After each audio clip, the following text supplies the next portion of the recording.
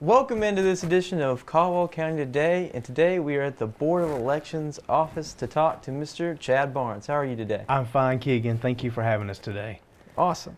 Well, I guess we should go ahead and get started and talk about when is Election Day, this election. Election Day will be on November the 8th, 2022.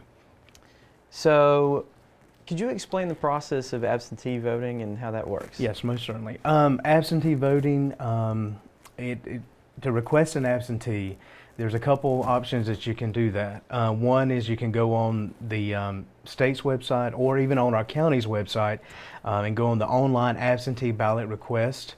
That's a request the form where we can send the ballot out to you, but you have to fill out the information there so we'll know where to send it. The other option is, of course, we have those applications here in our office. You're more than welcome to come and fill those out here so we can mail the ballot out to you. Those are the main options that to actually request an absentee. So what are the deadlines to request an absentee? The deadline to request an absentee will be November the 1st by 5 p.m. And then, of course, the deadline to return an absentee ballot, either in person or by mail, will be November the 8th by 5 p.m. It needs to be postmarked by Election Day. Okay. So when and where is early voting this year? Early voting will begin this next week on October the 20th, and it goes through November the 5th.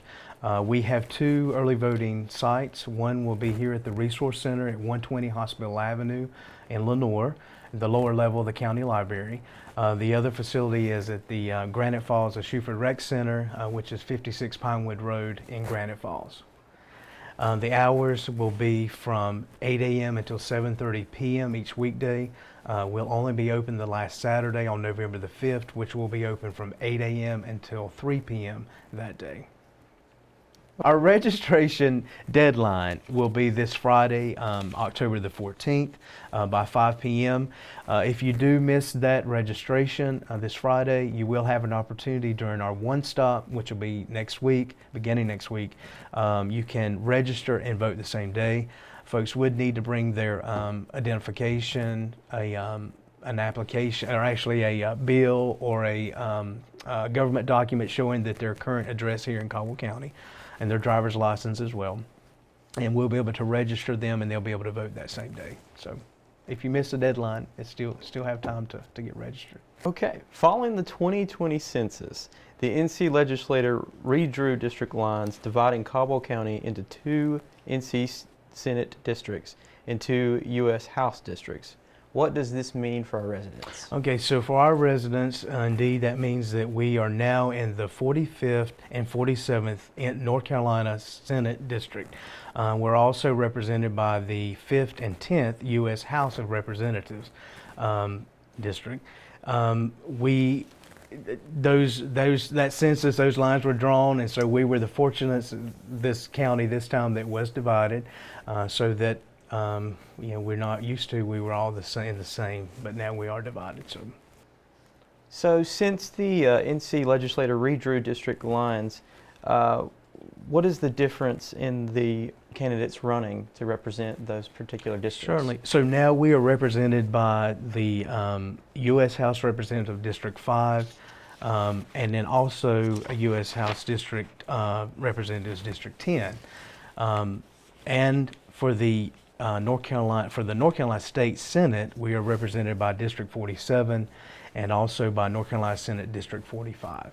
The candidates running for those positions, the U.S. House of Representatives District 5 is Virginia Fox, Republican, and Kyle Parrish, the Democrat. And then for the Senate number 10, U.S. House Representative number 10 is Pam Gernot and Patrick McHenry. Then for the North Carolina State Senate District 47, it's Ralph Heist. And then for the North Carolina State Senate District 45 is Dean Proctor. Those are our candidates running for those positions this time. So talk a little bit about Dudley Shoals. All right, so Dudley Shoals, they are one of our lucky precincts that were actually divided. So they're still represented, by the same the Senate, but they have the House of Representatives is different. So they're actually represented, some of the folks are represented by District 5 and some by District 10. So there is a ballot. There will be 2 ballot styles at the precinct number 18, which is Dudley Shoals. So those lucky, there's like 8,000 some folks that are actually in District 10, and so they will receive a different ballot than the majority of the other folks. Okay. So on election day, where do people vote? So on election day, all our precincts will be open. We have 18 precincts. They'll be open from 6:30 a.m. until 7:30 p.m. We ask folks to, take advantage of that. We also want folks, earlier I was just saying, we have our early voting, which will begin in next week. We want folks to come out and take advantage of that as too. We just want folks to vote. It's so important. So remind us again, when does early voting take place? So early voting will be begin on October the 20th, and it goes through November the 5th. That is actually next Thursday. We have 2 sites, one at the Resource Center, which is located at 120 Hospital Avenue in Lenoir. That's also lower level of the county library. The other facility is at the Granite Shuford Rec Center, which is at 56 Pinewood Road there in Granite Falls. Hours on a weekday is from 8 a.m. until 7:30 p.m. each weekday, and then we'll be open on the last Saturday on November the 5th from 8 a.m. until 3 p.m. Okay. Well, thank you, Chad, Yes. for joining me. Thank you, folks. We appreciate you. We encourage folks to get out and vote, and we thank all our precincts officials.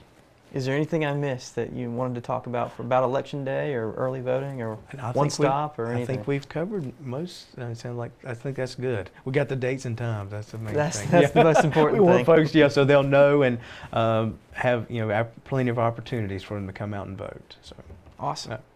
Well, thank you, Chad, and thank you for watching Caldwell County Today.